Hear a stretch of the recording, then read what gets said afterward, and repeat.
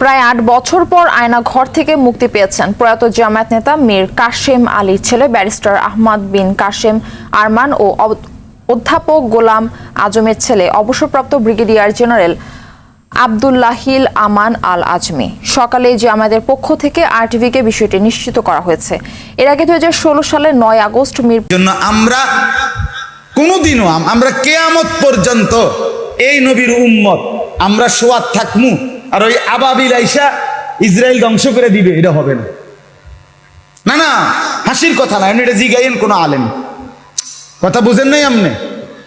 আমরা যার ব্যাংকে, সার্কিতে, দোকানে, খেতে, খামারে, চা দোয়ানে আমরা আমগো গপ গুজারিতে আর এমনিতেই আইসা আসমান থেকে আযাব দিয়ে ধ্বংস করে দিবে কাফেরদেরকে। আল্লাহর নীতি এখন আর এটা নাই। আল্লাহর নীতি হলো, বন্ধু আপনার উম্মত ময়দানে আসবে, লড়াই করবে, যুদ্ধ করবে, জান বাজি রাখবে, জীবন দিবে, একবার মরবে, কেউ জিতবে, কেউ মরবে, বিনিময়ে আমি আপনার উম্মতকেই, ইমানদারকেই বিজয় দান করব। ফায়াকতুলুনা ওয়া ইউকতালুন, একবার মরবে আবার মারবে, কিন্তু বিজয় তখন আসবে। এমনি হবে না, এমনি হবে না। আল্লাহ ছাড়া আমাদের জীবনে কিচ্ছু নাই বাস। আমাদের আল্লাহই আমাদের জন্য যথেষ্ট।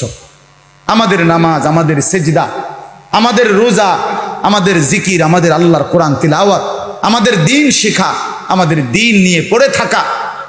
আপনি আপনার ছেলেকে দিন শেখান, আপনার মেয়েকে দিন শেখান, আপনার স্ত্রীকে পর্দানশীল বানান, ঘরের সবাইকে ফজরের নামাজে অভ্যস্ত করেন, বিবি বাচ্চা প্রত্যেককে আল্লাহর কোরআন পড়তে বলেন, তাসবিহ পড়তে বলেন, আল্লাহকে ডাকতে বলেন, দোয়া করতে বলেন, কান্নাকাটি করতে বলেন, তওবা করেন। তওবা গুনাহ ছেড়ে দিয়ে আল্লাহর কাছে তওবা করেন খালেস ভাবে। আল্লাহ পাক অবশ্যই এই তওবার বরকতে, আল্লাহকে ডাকার বরকতে, আল্লাহর জন্য জীবন বাজি রাখার সিদ্ধান্ত নিলে, দ্বীনকে গ্রহণ করিলে নিশ্চিত মুসলমানের বিজয় আসে।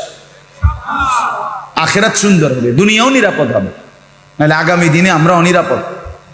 আজকে ৭৫ বছর ফিলিস্তিনের একটা ছোট বাচ্চা জন্ম নিল, সে জানে না তার ভবিষ্যৎ কি, সে বাঁচবে কি না, সে মরবে, সে তার ভবিষ্যতে কি করবে কিছুই জানে না। এভাবেই কত বাচ্চা জন্ম নিয়া শহীদ হয়ে গেছে, মরেও গেছে, সে জানে না তার জীবন অনিরাপদ। অনিরাপদ রোহিঙ্গার মুসলমানরা জানে না আগামী কতদিন পরে তারা ঘরে ফিরবে, আর কোনোদিন ফিরতে পারবে কিনা। এই ছোট্ট ছোট্ট আপনার পলিথিনে দেওয়া পাহাড়ের মধ্যে খুপড়ি, সেই 2017 সালে আসছে তারা। আমরা টাকা পয়সা সারা দেশ থেকে দিয়ে আইছিলাম না, 17 সালের ঘটনা, আজকে 23 সাল। কই এখনো কোনো উল্লেখযোগ্য সমাধান নেই। এখনো তো আলহামদুলিল্লাহ আমাদের